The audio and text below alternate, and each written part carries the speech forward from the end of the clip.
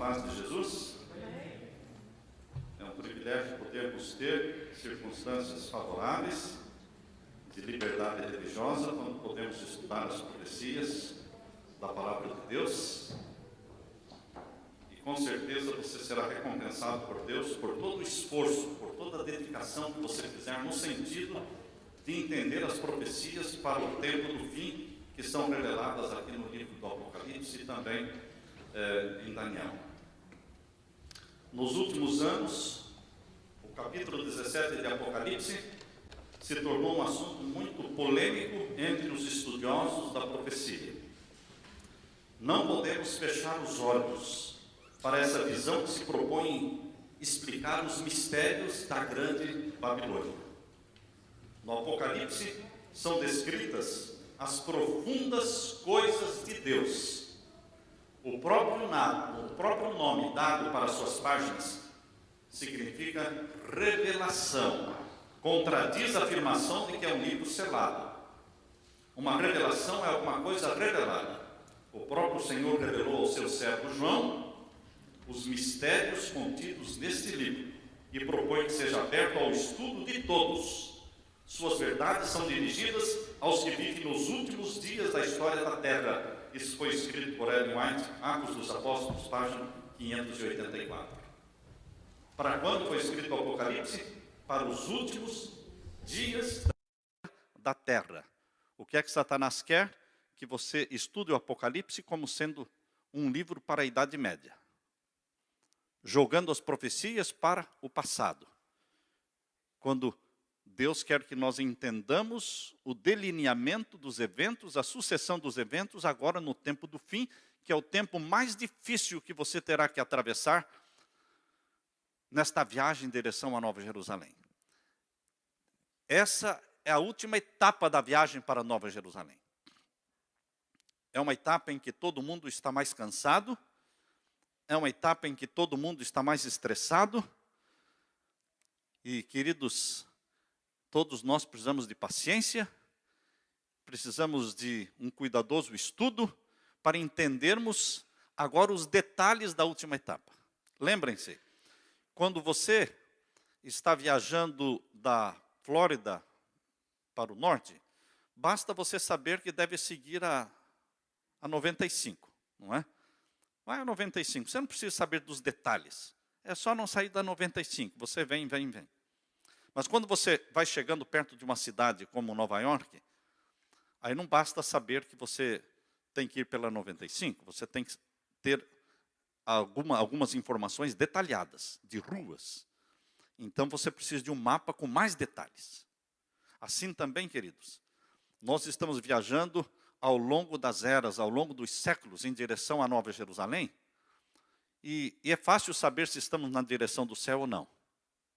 Não é difícil. Porém, agora nós estamos na última etapa. Estamos chegando perto da Nova Jerusalém e da volta de Jesus. Então, neste momento, nós precisamos de informações mais detalhadas.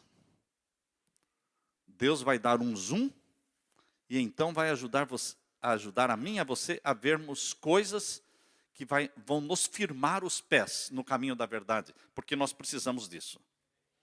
Que ninguém pense que por não poder explicar o significado de cada símbolo do Apocalipse, é inútil investigar este livro numa tentativa de conhecer o significado da verdade que ele contém. Aquele que revelou esses mistérios a João, dará ao diligente pesquisador da verdade um antegozo das coisas celestiais. No mesmo livro, Atos dos Apóstolos, página 584. E ainda, no livro Testemunhos para Ministros, página 116, Deus fala: estamos no limiar de grandes e solenes acontecimentos. Muitas das profecias estão prestes a se cumprir em rápida sucessão. Repetir-se-á a história passada. Essa frase, a história vai se repetir, Ellen White repete várias vezes. E nós temos que entender que a história se repete. Existiu uma Babilônia literal, existe uma Babilônia espiritual. Existiu um decreto dominical no passado, no tempo de Constantino. vai existir um decreto dominical no futuro. Existiu uma supremacia papal no passado, de 3 anos e meio proféticos, existirá uma supremacia papal no tempo do fim, de 3 anos e meio literais. 42 meses. Apocalipse 13, verso 5. 42 meses. A história se repete. Os sinais no sol, na lua, nas estrelas, anunciando a chegada do juízo dos mortos, em 1844. Aconteceram esses sinais, vão acontecer de novo, anunciando a chegada do juízo dos vivos. Quando as pessoas pensam que a profecia não pode se repetir, ela perde muita coisa da profecia. Porque a profecia se repete. A história se repete. A história se repete. Por isso Ellen White fala, repetir-se-á a história passada. Ao nos aproximarmos do fim da história deste mundo, devem as profecias relativas aos últimos dias exigir especialmente o nosso estudo. O último livro dos escritos do Novo Testamento está cheio de verdades que precisamos compreender. Satanás tem cegado o espírito de muitos, de modo que se tem contentado com qualquer escusa por não tornarem o Apocalipse motivo do seu estudo. Mas Cristo, por intermédio do seu servo João, declara aqui o que será nos últimos dias, no Apocalipse. Agora vejam, o que foi escrito no livro, na Review and Herald, do dia 20 de dezembro de 1892, Ellen White escreveu assim: não há escusas para alguém tomar posição de que não há mais verdade para ser revelada. E que todas as nossas explanações da Escritura estão sem um erro. O fato de que certas doutrinas têm sido defendidas como verdade por muitos anos pelo nosso povo, não é prova de que nossas ideias são infalíveis. O tempo não deixará permanecer o erro na verdade. E a verdade pode ser esclarecida. Nenhuma verdadeira doutrina perderá alguma coisa por inteira investigação. Não precisamos ter medo de investigar. Não precisamos ter medo de analisar tudo que vem à nossa mão para conhecermos exatamente o que Deus quer nos ensinar. A verdade não teme investigação.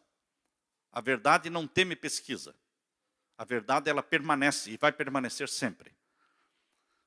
Ainda no livro Testemunhos para Ministros, página 105, Deus falou através de Ellen White dizendo: temem alguns que, se reconhecerem estar em erro, ainda que seja num simples ponto, outros espíritos serão levados a duvidar de toda a teoria da verdade. Tem, portanto, achado que não se deve permitir a investigação, que ela tenderia para a dissensão e a desunião.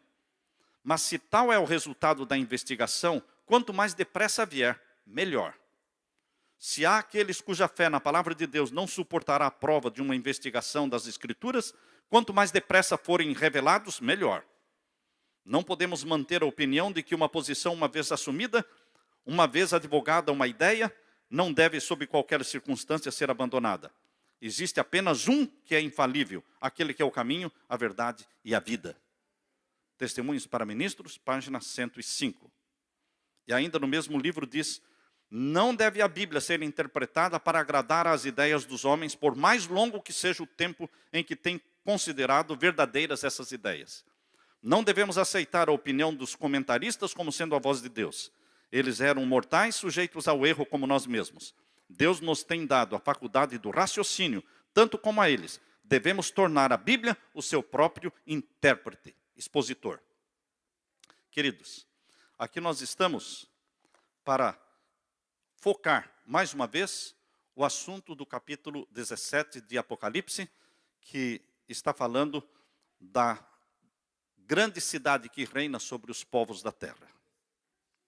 Séculos antes de João existir, a antiga cidade de Babilônia tinha sido completamente destruída e nunca mais foi reconstruída.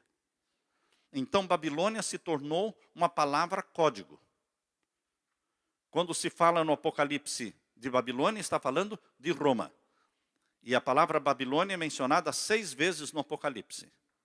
Porque número 6 identifica o poder humano que se levanta contra Deus. Então, Babilônia é mencionada 6 vezes. A mulher de Apocalipse 17 veio para revitalizar os ensinos dessa antiga Babilônia do passado e introduzir os ensinos da Babilônia antiga no cristianismo. O contraste entre a mulher de Apocalipse 12, abra sua Bíblia, Apocalipse capítulo 12. Aqui você vê uma mulher pura. O contraste entre essa mulher do capítulo 12 e o capítulo 17, onde apresenta outra mulher, é chocante o contraste.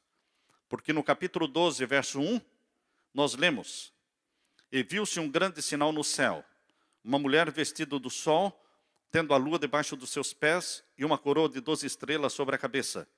E estava grávida e com dores de parto, e gritava com ânsias de dar à luz. Esta mulher representa a igreja de Deus, que deu à luz a Jesus Cristo, o Filho de Deus, o Salvador do mundo. Aqui diz que quando ela estava para dar à luz, parou diante dela quem? Verso 3. Viu-se outro sinal no céu, e eis que era um grande dragão vermelho, que tinha 7 cabeças e 10 chifres, e sobre as suas cabeças 7 diademas. E a sua cauda levou após si a terça parte das estrelas do céu e lançou-a sobre a terra. E o dragão parou diante da mulher que havia de dar à luz, para que, dando ela à luz, lhe tragasse o filho. Foi quando Jesus nasceu, e Satanás tentou, através de Herodes, matar o Filho de Deus, mandando matar todas as crianças de 2 anos para baixo. Mas o Filho de Deus foi protegido, e ele viveu 33 anos na terra, e ele morreu na cruz como um vitorioso, e ele ressuscitou como um vitorioso e subiu ao céu. E aqui diz, verso 5, e deu à luz a um filho, um varão que há de reger todas as nações com vara de ferro, e o seu filho foi arrebatado para Deus e para o seu trono. Aqui está falando da ascensão de Jesus ao céu. Mas a igreja, a mulher, ficou na terra. Verso 6, e a mulher fugiu para o deserto, onde já tinha lugar preparado por Deus, para que ali fosse alimentada durante 1260 dias. Um dia em profecia é um ano, 1260 anos. Esse foi o período da perseguição papal, da primeira supremacia papal e da primeira perseguição papal contra a igreja de Deus, de 1260 anos, de 538 a 1798. Então, esta mulher é a mulher perseguida pelo dragão.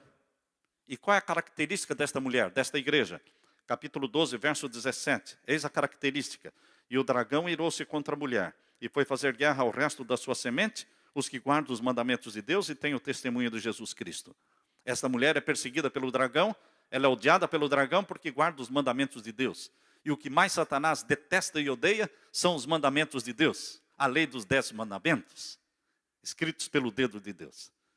Agora, o contraste com a mulher prostituta que aparece no capítulo 17, aqui falando da igreja apóstata, que se desviou dos caminhos de Deus. Lembra-se que no primeiro século a igreja foi fiel e pura, no período de Éfeso. Aí veio o período de Esmirna, a igreja continuou fiel e pura. Porém, no período de Esmirna, que foi do ano 100 ao ano 313, não é? O período de Esmirna, foi um período de muitas perseguições, quando a igreja cristã foi esmagada, mas ela permaneceu fiel. Aí veio o período de Pérgamo. No período de Pérgamo, a igreja foi exaltada como igreja estatal, a igreja do imperador Constantino. E a sua mãe, Rainha Helena, começou a comprar os sites sagrados, né? E começou a construir igrejas. Se tornou a maior construtora de igrejas cristãs, foi a Rainha Helena, mãe de Constantino. A igreja deixou de se reunir em casas e passou a se reunir em catedrais. As catedrais pagãs se tornaram catedrais cristãs. Foi o tempo em que o paganismo penetrou na igreja cristã e que a mulher pura e verdadeira se tornou prostituta, porque se prostituiu com os imperadores e com os reis da terra. Por isso, aqui no capítulo 17, ela aparece como uma mulher prostituta. Mas Deus tem uma mulher fiel e pura, que é a igreja remanescente que está na terra. É um resto, é um pequeno povo, porque é o resto da sua semente, que guarda os mandamentos de Deus. E Deus chama o seu povo para fazer parte desta igreja, que guarda os mandamentos de Deus. Mas aqui Deus está descrevendo com detalhes quem é essa prostituta, quem é essa mulher apóstata, é a igreja apóstata. Então leia aí no capítulo 17, agora o verso 1 em diante. Verso 1 em diante. E veio um dos 7 anjos, que tinham as 7 taças, e falou comigo, dizendo, vem, mostrar-te-ei a condenação da grande prostituta, que está sentada sobre muitas águas. A explicação do capítulo 17 vem para esclarecer o que está no capítulo 16, versos 17 em diante. Leia aí o capítulo 16, verso 17 em diante. E o 7º anjo derramou a sua taça no ar, e saiu grande voz do templo, do céu, do trono, dizendo, está feito. E houve vozes, e trovões, e relâmpagos, e um grande terremoto, como nunca tinha havido desde que há homens sobre a terra. E tal foi este grande terremoto. E a grande cidade fendeu-se em 3 partes, e as cidades das nações caíram.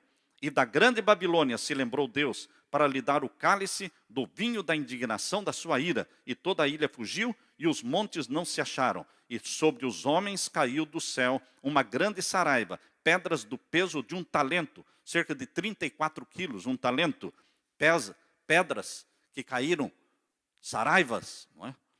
Chuva de pedras. Pense em chuvas de pedras de 30, 34 quilos. Isto vai acontecer na 7ª praga. Não é? E os homens blasfemaram de Deus por causa da praga da saraiva, porque a sua praga era muito grande. Depois de Deus falar desta condenação da grande Babilônia, Deus então dedica o capítulo 17 e a visão que aqui está para explicar com detalhes. Quem é esta grande mulher prostituta, que é a grande cidade que reina sobre os povos? E diz que é um mistério. Por isso tem tanta polêmica em torno deste capítulo. Porque é um capítulo misterioso. Mas não é todo o capítulo misterioso. Existem alguns versos neste capítulo difíceis de entender, mas os outros versos são muito claros.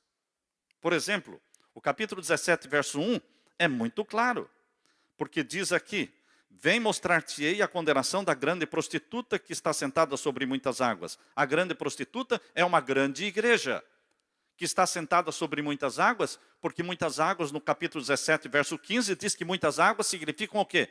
Povos, multidões, nações e línguas. Portanto, é uma igreja grande que se estabeleceu no mundo todo. E o verso 2 diz que esta grande igreja, com quem ela se relacionou, com a qual se prostituíram os reis da terra, e os que habitam na terra se embebedaram com o vinho da sua prostituição. O vinho da sua prostituição são as doutrinas que ela ensina à humanidade. E ela se relaciona com os grandes da terra. E levou-me em espírito, diz aqui, a um deserto, verso 3. E vi uma mulher assentada sobre uma besta de cor de escarlata, e que estava cheia de nomes de blasfêmia, e tinha 7 cabeças e 10 chifres.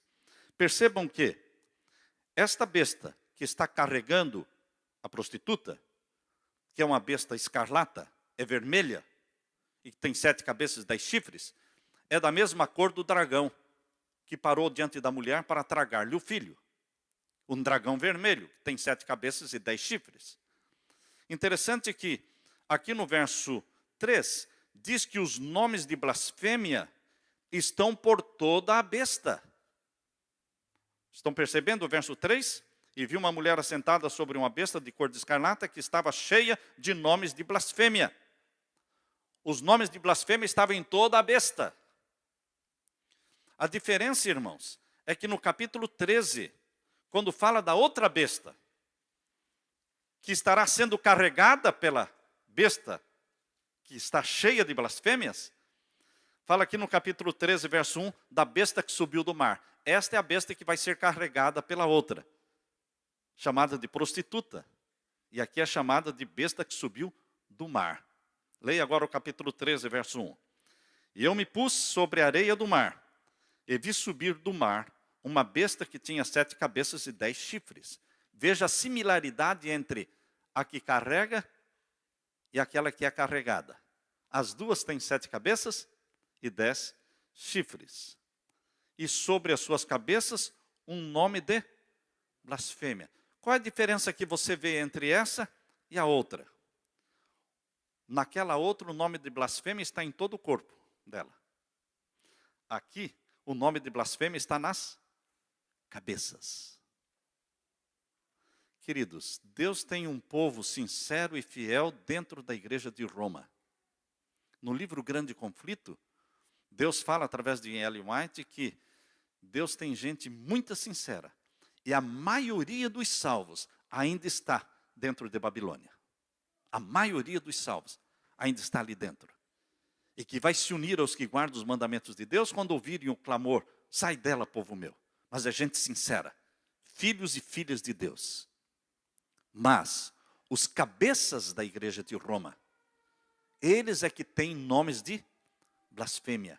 Blasfêmia é quando alguém se coloca no lugar de Deus querendo parecer Deus. Um dos argumentos mais fortes, para que estas 7 cabeças não se refiram ao Egito, à Assíria, à Babilônia, à Medo-Pérsia, à Grécia, um dos argumentos mais fortes é este, de que as cabeças tinham nomes de blasfêmia. O único poder na terra que se proclama Deus, não foi o Egito, não foi Medo-Pérsia, não foi Babilônia, não foi Grécia, é Roma papal. Esse é o único poder na terra que se proclama Deus, que ousa perdoar pecados, que ousa aceitar adoração e ousa mandar pessoas para o céu ou para o inferno. E que fez uma alteração na lei de Deus, criando a sua própria lei, também chamada 10 Mandamentos. E que instituiu um dia sagrado de guarda no lugar do dia de Deus. Instituiu o domingo. Queridos, por isso que as 7 cabeças, elas precisam ser aplicadas a reis de Roma. Reis papais, porque tem nomes de blasfêmia. Por isso lá no capítulo 17 diz, as 7 cabeças são 7 montes e são também 7 reis. Isso me impede de aplicar as 7 cabeças aos impérios de Egito, Assíria, Babilônia, Medo-Pérsia e Grécia e Roma pagã. Esse é um dos argumentos. A besta que carrega esta mulher, prostituta, no capítulo 17 ela é chamada de prostituta, no capítulo 13 ela é chamada de besta que subiu do mar. A besta que carrega está cheia de nome de blasfêmias, porque Satanás se proclama Deus. Satanás quer ser adorado como Deus. Ele exige adoração. E ele não se importa se a adoração que está sendo feita a ele seja uma adoração consciente. Não. Pode ser que a pessoa esteja adorando Satanás inconscientemente, mas ele está feliz do mesmo jeito. Ele aceita qualquer tipo de adoração, consciente ou inconsciente. Mesmo que você o adore chamando-o de Jesus, ele aceita. Mesmo que você celebre dias de adoração a ele, mas que estão usando como uma festa a Jesus, ele aceita. Deus não aceita, mas Satanás aceita. Satanás quer aceitar qualquer tipo de adoração.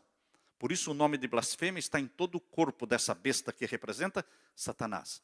Mas na besta que subiu do mar, o nome de blasfêmia está somente na cabeça. Porque a blasfêmia não é dos membros da igreja de Roma, que está repleto de gente sincera, mas são dos cabeças que se proclamam Deus na terra e que aceitam adoração.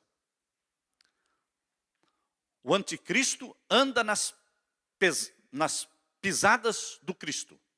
Por isso é chamado anticristo, porque ele age como se fosse o Cristo.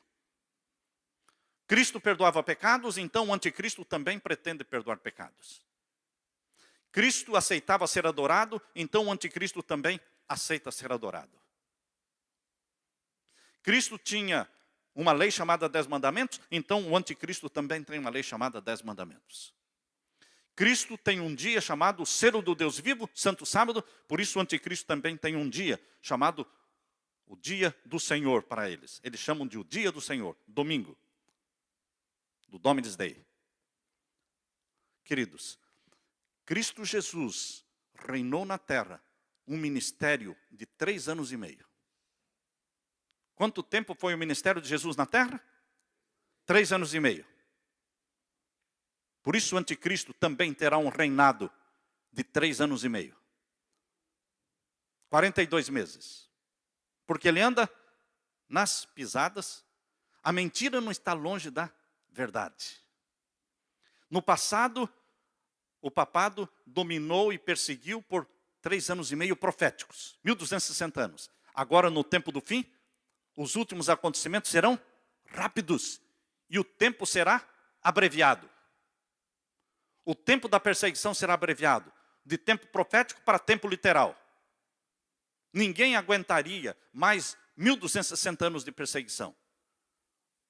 Por isso Deus fala que o tempo será abreviado no tempo do fim. Os 42 meses mencionados em Apocalipse 13, verso 5, irmãos. Leiam comigo. Apocalipse capítulo 13, verso 5. E foi-lhe dado uma boca para proferir grandes coisas e blasfêmias.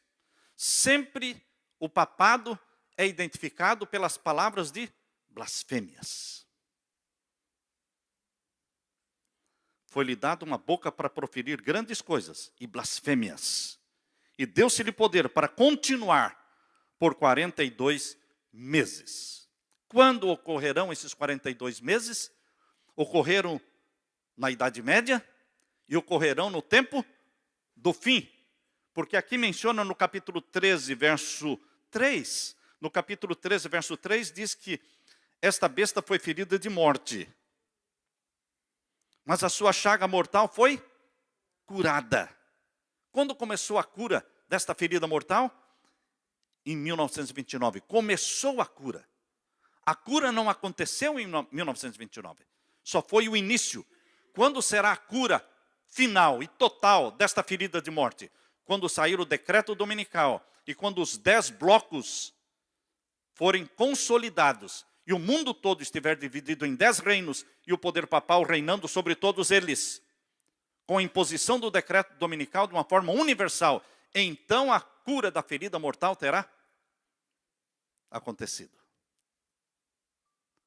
Mas em 1929 foi o início da cura da ferida mortal. Diz aqui o verso 3. E a sua chaga mortal foi curada, e toda a terra se maravilhou após a besta. E adoraram o dragão, que deu à besta o seu poder. Quem dá poder à besta? O dragão. O poder papal recebe poder do dragão diretamente, de Satanás. Malachi Martin, talvez seja o jesuíta que mais escreveu livros. Você pode comprar os livros de Malachi Martin no Amazon. Tem dezenas deles. Tem o sangue a chave deste sangue, The Key of this Blood, sobre João Paulo II. Tem outro livro sobre os jesuítas. E tem um livro que ele escreveu falando sobre a entronização de Lúcifer no Vaticano. Em 1963, ele diz, Malachi Martin é um jesuíta, ele fala que em 1963, por ocasião da entronização de Paulo VI, em 1963, houve ali uma cerimônia em que foi entronizado Lúcifer. Um escritor católico escrevendo sobre a entronização de Lúcifer no Vaticano. Por isso diz aqui, queridos, verso 4. E adoraram o dragão que deu à besta o seu poder. Nós dissemos de manhã que Deus, o Pai, tem um rosto visível chamado Cristo. A forma humana de Deus é Cristo. O anticristo papal é o rosto visível de Satanás. Ele recebe adoração através do poder papal. Por isso a Bíblia diz aqueles e adoraram o dragão que deu poder à besta o seu poder, que deu à besta o seu poder. E adoraram a besta. Quem adora o poder papal, adora o dragão. E o que o povo diz quando vê este poder, essa popularidade papal? Quem é semelhante à besta? Verso 4. Quem poderá batalhar contra ela? Quem será doido de ir contra? Quem gostaria de governar o seu país independente do Vaticano? Sem pedir conselhos, sem seguir as orientações do Vaticano, sem ter nenhuma relação diplomática com o Vaticano? Quem? Ninguém faria isso, em sã consciência. Porque a Bíblia está dizendo, quem poderá batalhar contra ela? E o verso 5, e foi-lhe dado uma boca para proferir grandes coisas e blasfêmias, e deu-se-lhe poder para continuar os 42 meses. Respeitando o contexto bíblico, irmãos, aqui do capítulo 13, que menciona o surgimento da besta que subiu do mar, falando que tem 7 cabeças e 10 chifres, a ferida mortal que foi em 1798, a cura da ferida mortal começou em 1929, e toda a terra se maravilhou após a besta, e foi-lhe dado poder para continuar por 42 meses, respeitando esse contexto bíblico. Não está falando a Bíblia de que a supremacia papal no tempo do fim agora, no tempo da nova ordem mundial, será de 42 meses? Com certeza. E ao terminarem os 42 meses, é a volta de Jesus? Não, ainda. Ao terminarem os 42 meses, será a vez de Satanás personificar Jesus na terra. Descartando o papado, agora é o próprio Satanás personificando Jesus, que será adorado e aclamado pelo mundo todo. No tempo do papado, durante a nova ordem mundial, será o decreto dominical. Porém, no período em que Satanás está personificando Jesus na terra, será o decreto de morte contra os que guardam os mandamentos de Deus. Mas assim como foi nos dias da rainha Esther, nenhum filho de Deus morreu, assim também no decreto de morte do tempo do fim, nenhum filho de Deus vai morrer, porque Jesus Cristo se levantará para libertar o seu povo. Miguel, o grande príncipe, se levanta para libertar o seu povo. Amém, irmãos? Queridos, é isso que a profecia está nos ensinando. Haverá perseguição contra o povo de Deus? Verso 6 diz, verso 6 do capítulo 13, e abriu a sua boca em blasfêmias contra Deus, para blasfemar do seu nome. Sempre blasfêmias, blasfêmias e blasfêmias, porque é um poder humano que ousa se comparar a Deus. Que ousa usar uma coroa tríplice, dizendo que é Senhor no céu, e é Senhor na terra, e é Senhor debaixo da terra. Por isso abriu a sua boca em blasfêmias contra Deus para blasfemar do seu nome, do seu tabernáculo e dos que habitam no céu. E foi-lhe permitido fazer guerra aos santos e vencê-los. Haverá perseguição no tempo do fim, irmãos. E teremos mártires agora no tempo do fim. E deu-se-lhe poder sobre toda a nação, tribo, língua e... sobre toda a tribo, língua e nação. E adoraram-na todos os que habitam sobre a terra, esses cujos nomes não estão inscritos no livro da vida do Cordeiro. Indo agora para o capítulo 17, irmãos. Vamos nos concentrar agora no verso 7 em diante. Verso 7 em diante. E o anjo me disse, por que te admiras? Eu te direi o mistério da mulher e da besta que atrás, a qual tem 7 cabeças e 10 chifres. A besta que viste foi e já não é, e há de subir do abismo. Lembra-se que o Apocalipse fala de 3 bestas. A besta do abismo é Satanás. Porque ele foi lançado do céu para o abismo. Porque ele vai ser lançado no abismo durante os 1000 anos. Porque no final dos 1000 anos ele vai subir do abismo para ser queimado. Então ele é conhecido como a besta do abismo. Essa besta do abismo está na profecia. Capítulo 11, abra a sua Bíblia. Capítulo 11 e o verso 7. Capítulo 11, verso 7 diz assim: e quando acabarem o seu testemunho, a besta que sobe do abismo lhes fará guerra e os vencerá e os matará. A besta do abismo. Esta besta é Satanás. Mas a Bíblia também fala de outra besta chamada besta que subiu do mar. Capítulo 13, verso 1. Esse é o papado. E a Bíblia fala da besta que subiu da terra. Apocalipse 13, verso 11. E vi subir da terra outra besta que tinha 2 chifres semelhantes aos de um cordeiro e falava como dragão. Essa besta que subiu da terra, os Estados Unidos da América do Norte. Existe um equilíbrio entre as 3. Satanás está por trás das outras duas. Mas quando a besta que subiu do mar foi derrubada, em 1798, lembram-se? 11 de fevereiro de 1798, o Papa foi preso. Papa Pio VI, levado para Valença, na França, onde morreu, preso. No tempo em que o papado recebeu a ferida mortal, a besta que subiu da terra começou a aparecer no mundo. Pense se foi coincidência. No ano de 1798, o papado recebeu a ferida mortal, a besta que subiu do mar.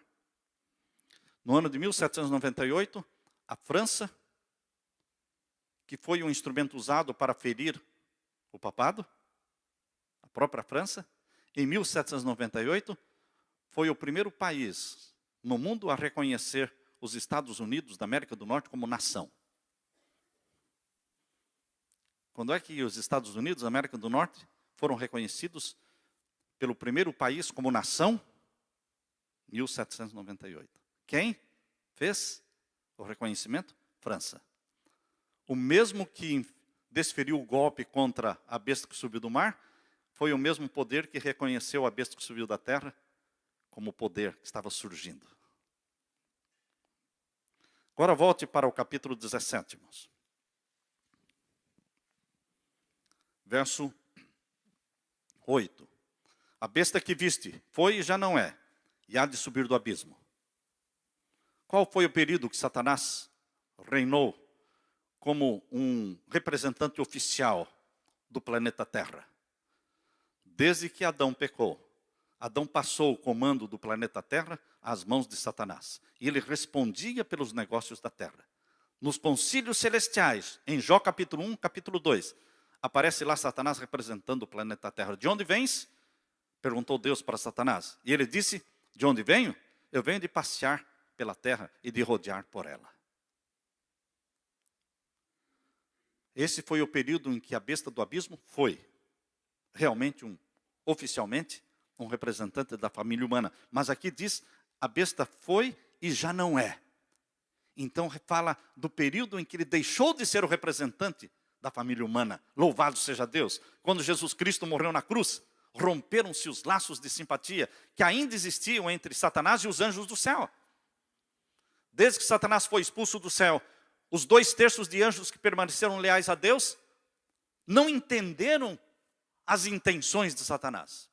Ficaram ao lado de Deus, participaram da guerra do céu, ao lado de Jesus, Miguel, o grande príncipe, expulsaram Satanás do céu, mas não entendiam as intenções de Satanás, porque Satanás mascarou suas intenções. A máscara de Satanás só caiu na cruz do Calvário, quando ele matou e ele assassinou o Filho de Deus. Então os 2/3 de anjos que estavam no céu disseram, uau, ele matou o Filho de Deus, que só fez o bem.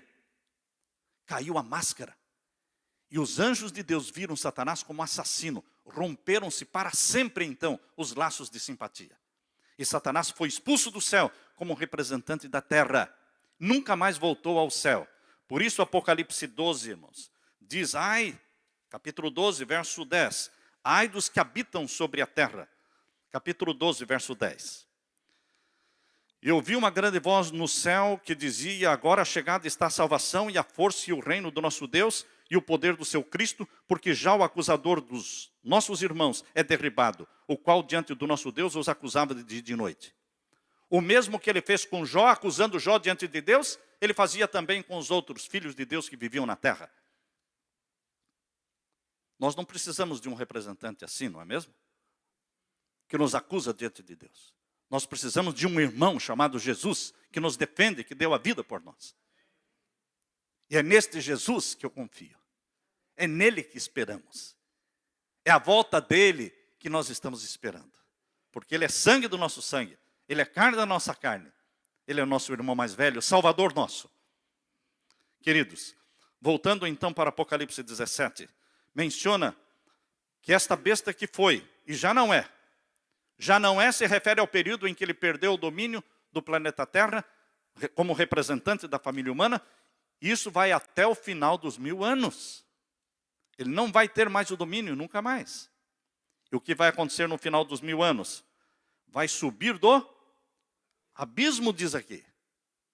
E depois que ele subir do abismo, no final dos 1000 anos, ele vai ter uma multidão como a areia do mar para reunir em batalha, cercar a cidade santa que desceu do céu. Mas vai descer fogo do céu e vai queimá-los, consumi-los, diz aqui. E irá à perdição. Portanto, a besta mencionada aqui, no início do verso 8, é Satanás. Agora vejam as próximas linhas do verso 8. E os que habitam na terra, cujos nomes não estão inscritos no livro da vida, desde a fundação do mundo, se admirarão, vendo a besta que era e já não é, mas que virá. Aqui está falando da outra besta. É a prostituta. É a mesma besta que subiu do mar. Por que que nós sabemos? Porque o anjo identificou a besta que subiu do mar, fazendo uma cópia do texto de Apocalipse 13, verso 8. Apocalipse 13, verso 8 foi copiado, literalmente, lá no capítulo 17. Leiam o copy-paste, ou copy-paste. Uma cópia. Capítulo 13, verso 8. Leiam conosco.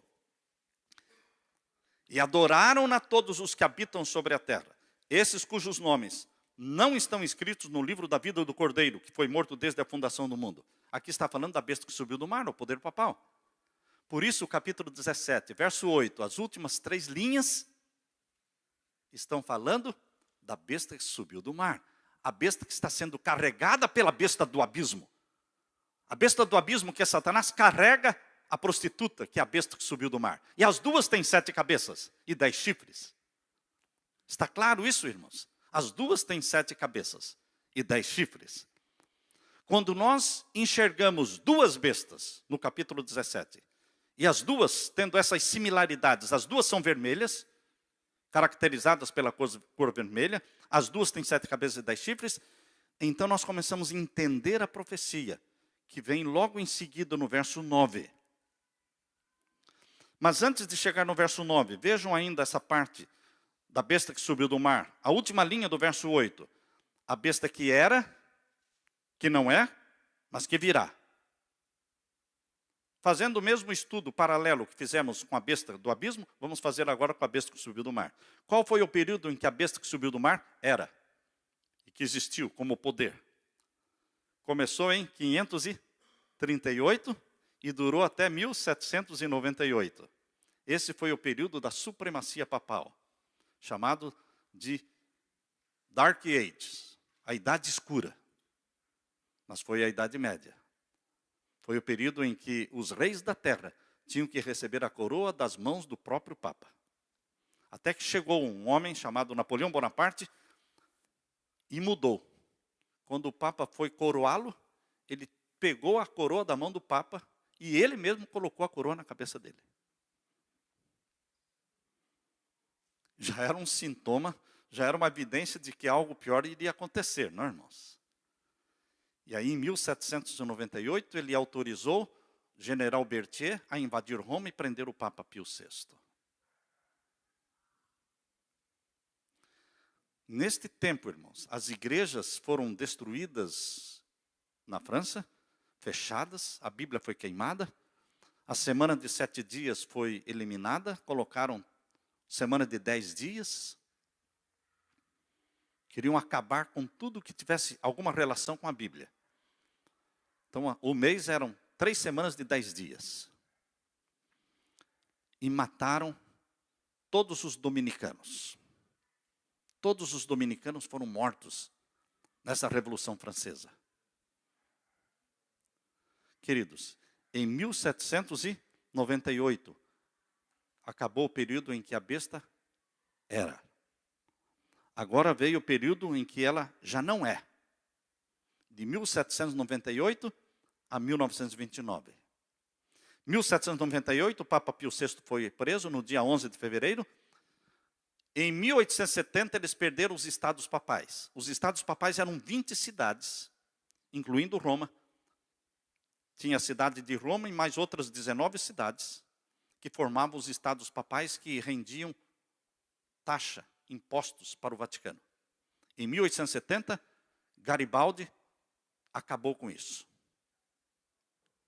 e a Igreja de Roma perdeu os estados papais e só recuperou o estado papal em 1929, com a assinatura do Tratado de Latrão no dia 11 de fevereiro de 1929. 11 de fevereiro de 1798, 11 de fevereiro de 1929. Uma foi a ferida, outra foi o início da cura da ferida. E de 1929 para cá, queridos, a besta diz aqui que não é, mas que virá. De 29 para cá, voltou o poder papal com força, com energia, e se tornou popular na pessoa de João Paulo II, que colocou o papado no clímax da popularidade.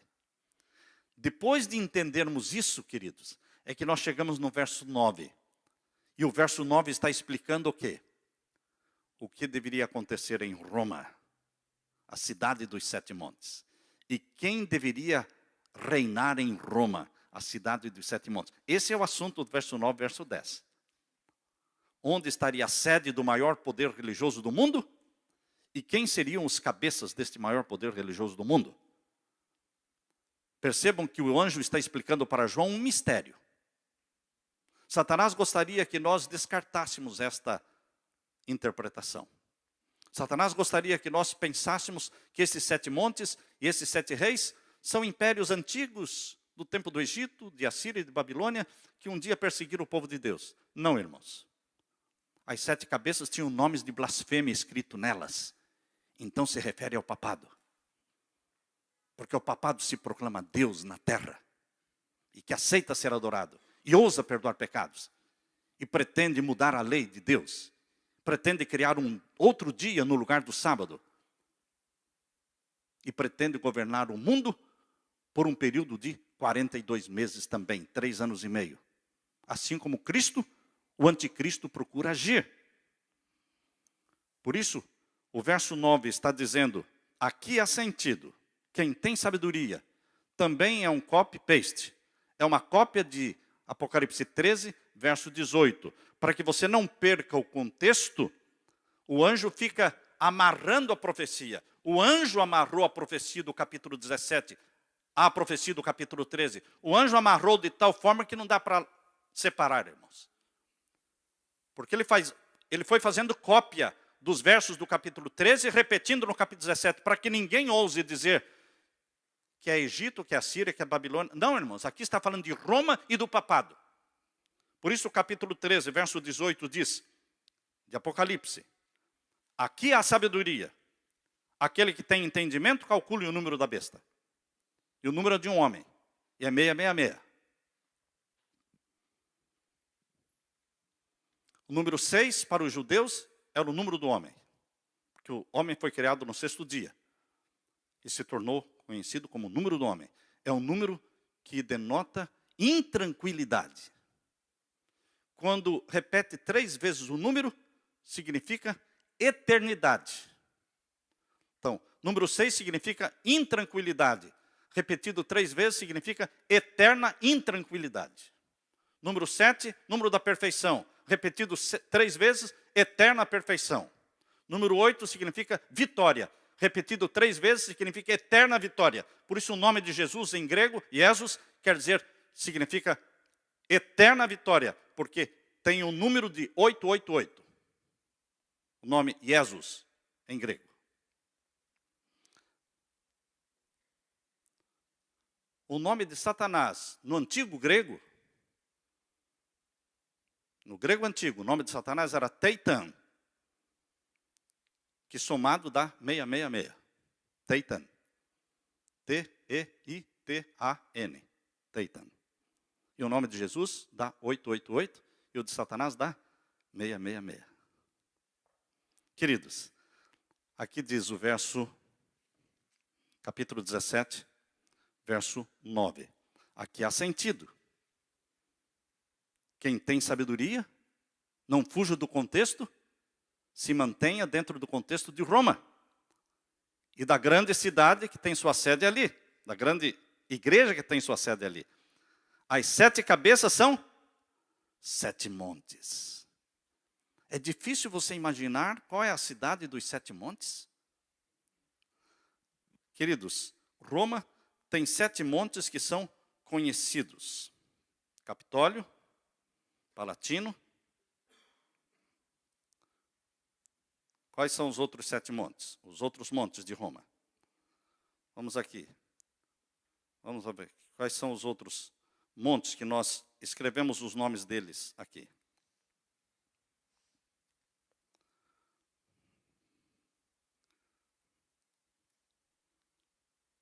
Os 7 montes de Roma estão aqui: Capitólio, Palatino, Aventino, Célio, Esquilino, Viminal, Quirinal.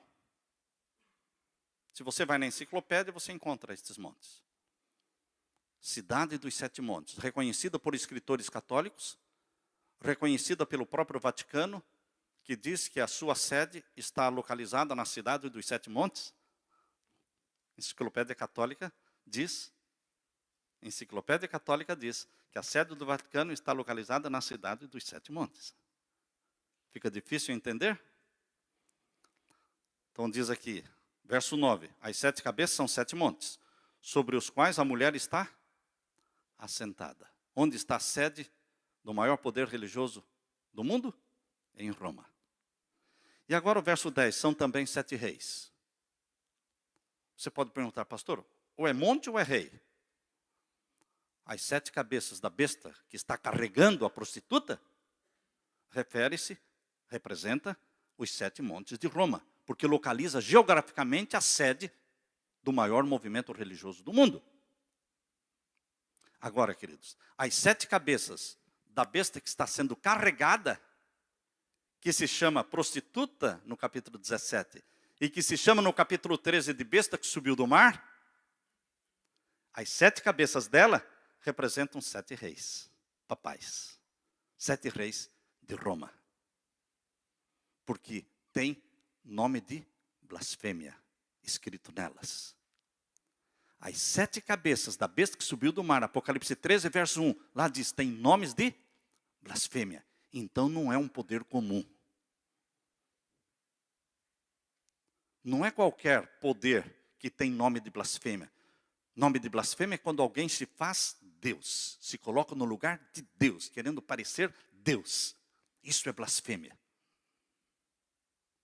Por isso tem que ser, must to be, reis de Roma, papais. E aqui menciona, são 7 reis. 5 já caíram, e 1 existe. E o outro ainda não é vindo. E quando vier, convém que dure um pouco de tempo. O grande problema na interpretação deste verso é o tempo do verbo. Muitos dizem, o anjo disse para João que 5 caíram. Então, nos dias de João, 5 desses poderes já tinham que ter caído. E 1 existe, então tinha que ser o Império Romano o que existia no tempo de João. E 1 ainda não é vindo, mas quando vier vai durar um pouco de tempo. Este é Roma papal. Mas dá tudo errado, irmãos. Porque o 7º, que não era vindo, e que quando viesse ia durar pouco de tempo, Roma papal, é o que mais está durando. Mais de 1.400 anos. Nós não podemos fundamentar a interpretação da profecia em cima do tempo do verbo. Porque a profecia sempre usa o verbo no passado, falando de coisas no futuro. João diz, eu vi a mulher embriagada com o sangue dos santos. Quando João disse, eu vi a mulher embriagada com o sangue dos santos, a mulher ainda não existia e os mártires ainda não existiam. Essa mulher prostituta não existia no 1º século. Existia a mulher fiel e pura, igreja de Deus. A igreja de Deus foi se prostituir no 4º século, no período de Pérgamo, no tempo de Constantino, começou a prostituição da igreja de Deus. E se tornou um casamento, efetuou-se um casamento da igreja cristã com o paganismo. E deste casamento da igreja cristã com o paganismo, nasceu um filho chamado papado, que é o filho da perdição. Por que a Bíblia fala lá em 2 Tessalonicenses que o papado é o filho da perdição, porque é o filho que nasceu de um casamento do paganismo com o cristianismo. Em que tempo? Do Constantino. Em que período da igreja? Período de Pérgamo. Foi Constantino que fez os primeiros presentes ao papado. Fez as primeiras doações de riquezas e palácios para o papado. E o papado então deixou que Constantino dominasse a igreja, instituísse o domingo como dia sagrado na igreja, em troca de benefícios materiais. Se você ler a Divina Comédia de Dante Alighieri, Dante Alighieri viveu por volta do século XIII. Se você ler a Divina Comédia de Dante Alighieri, ali ele fala, viveu de 1265 em diante. Dante Alighieri escreveu sobre a relação do bispo de Roma com os imperadores. Usando textos, literalmente textos do capítulo 17 na Divina Comédia. Ele era católico, um poeta católico italiano. Os próprios escritores católicos, os próprios reformadores, como Martinho Lutero e outros, reconheciam no capítulo 17 a grande prostituta como sendo a igreja de Roma. E o papado. E a cidade dos Sete Montes como sendo Roma. Agora, no tempo moderno, é que as pessoas estão mudando de ideia. Dizendo que não é isso, que isso não se aplica ao Papa, que não se aplica a isso. Queridos, desde sempre, os Sete Montes se referem a Roma. Desde sempre, o poder papal é um poder que se prostitui com os reis da terra. Voltando para o capítulo 17, irmãos, e o verso 10, diz, e são também 7 reis, 5 já caíram. Essa profecia começou a ser entendida no tempo do Papa João Paulo II. Por que só começou a ser entendida no tempo do Papa João Paulo II? Por quê? Porque uma profecia, ela só será entendida quando chega ou se aproxima o seu cumprimento. Quando eu comecei a escrever Revelações do Apocalipse, estes 3 volumes, eu não entendi o capítulo 17. Mas Deus me falou, comece, não importa que você não entenda o capítulo 17, comece por onde você entende. E nós começamos pelo capítulo 1. E queridos, somente quando nós chegamos no capítulo 17 é que Deus me ajudou a entender, não antes. Quando chegou o momento de se cumprir a profecia, várias pessoas ao redor do mundo começaram a entender que estes 5 que caíram eram 5 papas que já tinham caído, de 1929 para cá. Esse entendimento veio no tempo de João Paulo II, que era o 6º. Contando de 1929 para cá, nós temos então, em 1929, o Papa Pio XI. Depois de Pio XI veio Pio XII. Depois de Pio XII veio João XXIII. Depois de João XXIII veio Paulo VI. Depois de Paulo VI veio João Paulo I. Durou só 33 dias. Depois de João Paulo I veio João Paulo II. Durou 27 anos. Depois do João Paulo II veio Bento XVI, que durou 8 anos. E as pessoas estão perguntando, e agora? A teoria dos 7 papas caiu? Lógico que caiu. Não é mais teoria. Agora é realidade. Agora se cumpriu. Era uma teoria antes. Agora é uma realidade. Porque a profecia diz que o 7º duraria pouco tempo. E durou pouco tempo. Se cumpriu a profecia. Mas e agora? E o sucessor dele? Bom, então agora você tem que entender. Nós temos que entender agora o verso seguinte, que é o verso 11. O verso 11 mostra agora a transição do 8º poder. Vamos ver agora o verso 11. E a besta que era e já não é ela também o 8º, e é dos 7, e vai à perdição. Queridos, Todo o capítulo 17 está falando de quantos poderes? 2. Quantas bestas? 2. Cada besta tem quantas cabeças? 10. 7 cabeças, 10 chifres. Então, queridos, quando chega no verso 11, não é diferente. Não é diferente no verso 11. O verso 11 continua falando de dois poderes. Um poder papal, outro poder satânico. O próprio Satanás. São 2 poderes. O 8º poder é duplo. Por isso diz aqui que o 8º poder pertence aos 7. Para pertencer aos 7, tem que ser papa. Porque os 7 são papas. Agora, se Bento XVI tivesse morrido, como o 8º poder pertenceria aos 7? Só se ressuscitasse algum dos que morreram. Mas não é assim. Mas ele renunciou. Ele renunciando, ele poderia também perder o título papal. Mas o Vaticano decidiu manter o título papal. E continuar vivendo no Vaticano. Então, queridos, a 7ª cabeça está viva. Renunciou, mas está viva. E o sucessor de Bento XVI pertence aos 7, porque ele faz parte da 7ª cabeça. Ele é extensão e continuidade da 7ª cabeça. Mesmo que Bento XVI morra daqui 1 ano, 2 anos ou mais, o 8º poder, sucessor de Bento XVI, continuará fazendo parte da 7ª cabeça. Não são 8 cabeças, são só 7. E o 8º poder papal é continuidade e extensão da 7ª cabeça. Por mais de 600 anos, ou por 600 anos, irmãos, nunca aconteceu isso. Mas o Vaticano terá 2 papas vivos dentro do Vaticano. 2 papas vivos dentro do Vaticano. E os 2 fazem parte da 7ª cabeça.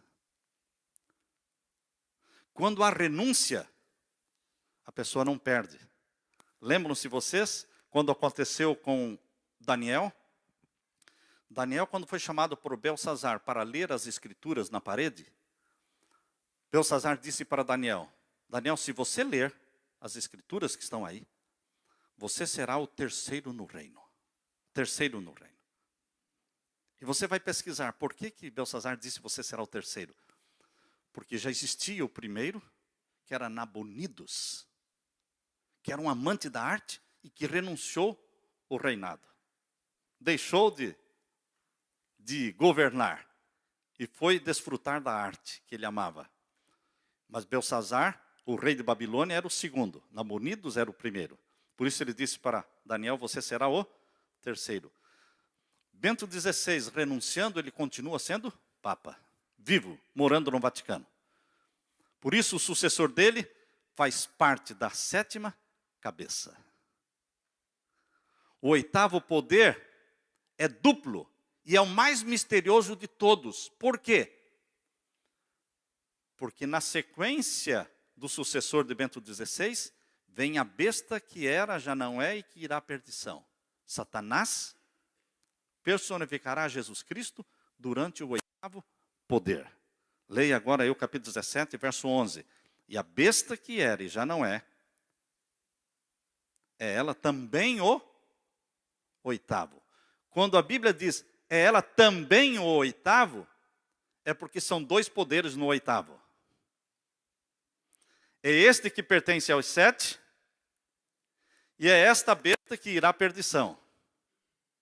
Também pertence ao 8º. O 8º poder é a soma dos outros 7.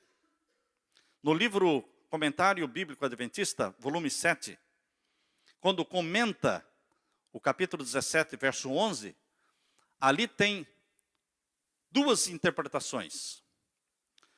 Ali diz, alguns sugerem que o 8º poder é o papado sozinho.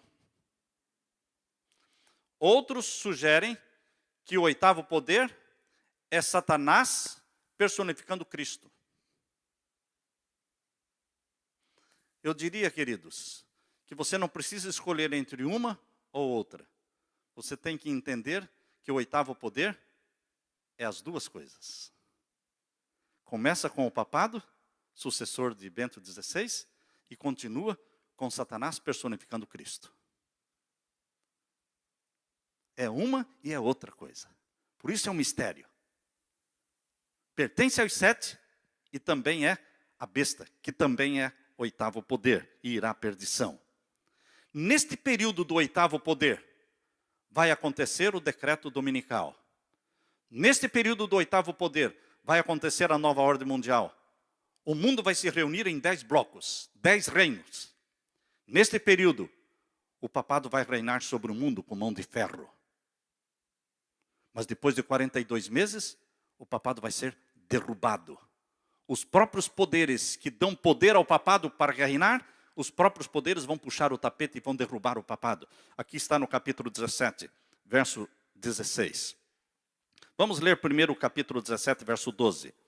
Capítulo 17, verso 12 diz: E os 10 chifres que viste são os 10 reis, que ainda não receberam o reino, mas receberão poder como reis por 1 hora, juntamente com a besta. Quando a profecia diz no capítulo 17, por 1 hora, e é repetido várias vezes no capítulo 18, por 1 hora, não é um período de tempo profético ou literal. Isso demonstra que será algo rápido. Algo rápido. Esses 10 reis, representantes dos 10 reinos, das 10 supernações, que formam a nova ordem mundial, vão reinar em submissão ao poder papal, que é a besta. E o verso 13 diz assim: Estes, os 10 reis, têm um mesmo intento, um pensamento unânime. De quê? Entregarão o seu poder e autoridade à besta. Este é o período em que a ferida mortal será totalmente curada. E que o papado reinará sobre todos e sobre tudo na terra, menos sobre o remanescente de Deus, que guarda os mandamentos de Deus, que ousa permanecer em pé e não se ajoelhar diante deste poder. Queridos, e aí o verso 14 diz: Estes combaterão contra o Cordeiro, e o Cordeiro os vencerá, porque é o Senhor dos senhores e o Rei dos reis. Vencerão os que estão com ele, com o Cordeiro, chamados, eleitos e fiéis. E veja o que vai acontecer com o poder papal no verso 16. E os 10 chifres que viste na besta são os que aborrecerão a prostituta, e a porão desolada e nua, e comerão a sua carne e a queimarão no fogo. A prostituta vai ser destruída. O Vaticano não gosta desta profecia, porque fala da destruição do Vaticano, da destruição do poder papal. Existe no Vaticano uma profecia chamada profecia do Bispo Malaquias. A profecia do Bispo Malaquias não é uma profecia da Bíblia, é uma profecia do Vaticano.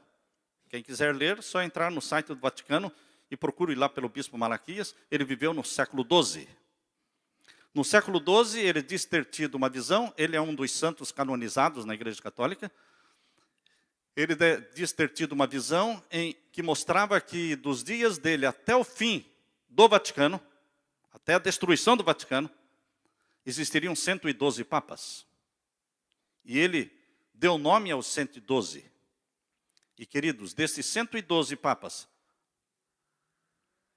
já se passaram 111. O sucessor de Bento XVI será o 112. E o sucessor de Bento XVI, o 112, o Bispo Malaquias diz que receberia o nome de Peter of Rome, Pedro de Roma. A Bíblia fala que existe um Pedro de Jerusalém, que é o discípulo de Jesus. Pedro de Roma deve ser aquele próprio que reinou através de todos os papas. Esse é um nome que ele dá, não é? Queridos, essa profecia do Vaticano, ela bate com a profecia bíblica, que diz que existiriam 7 reis, de 1929 para cá. 7. Bento XVI é o 7º. Renunciou, continua vivo. Vem o sucessor dele, fazendo parte da 7ª cabeça, mas é chamado de 8º poder.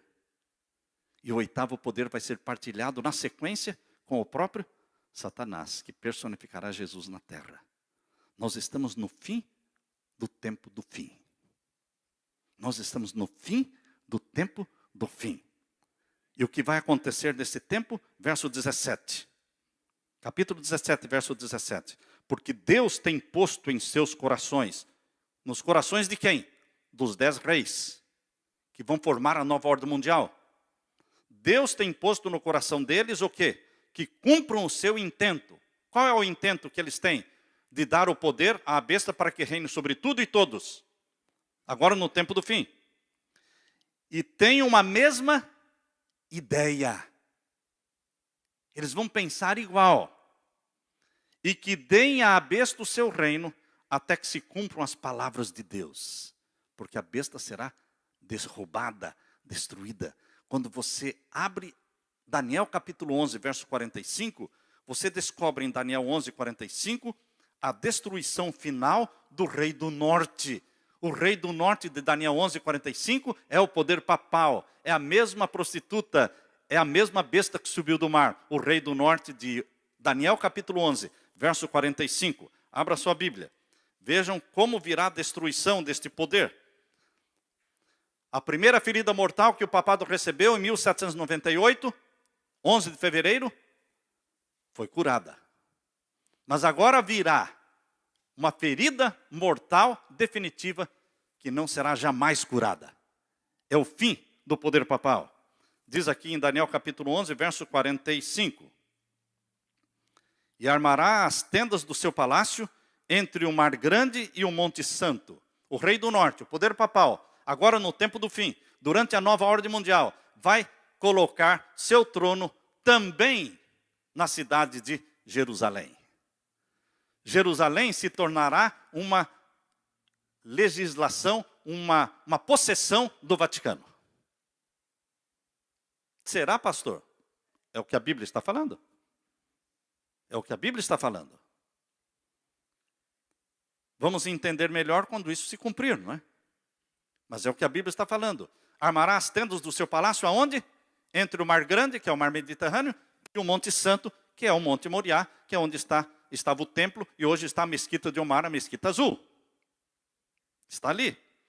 E o que vai acontecer nesse tempo em que o papado colocar o seu trono ali? O que vai acontecer nesse tempo?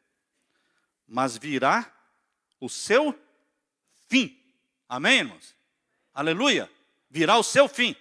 Lá em Daniel capítulo 17, verso 16, diz: e queimarão a prostituta, comerão a sua carne. E aqui diz, virá o seu fim. Está falando do mesmo fim, da ferida mortal definitiva. E não haverá quem o socorra, porque é o Rei dos Reis e o Senhor dos Senhores que virá, para implantar o reino eterno, representado pela pedra que foi lançada sem mão, e cresceu, e se tornou um grande monte, e encheu toda a terra. É o reino do nosso Senhor Jesus Cristo, que vem para destruir os 10 reinos que existem na terra, durante a nova ordem mundial, e estabelecer o reino de Deus, que não será jamais destruído. Eu quero estar neste reino de Deus, que não será jamais destruído. Você é chamado para ser fiel, seguidor de Jesus Cristo, guardador dos mandamentos de Deus, membro da igreja remanescente, e esperar Jesus Cristo em vida, porque nossa geração verá Jesus Cristo em vida. Amém, irmãos? Amém. Glória a Deus. Aleluia, Senhor.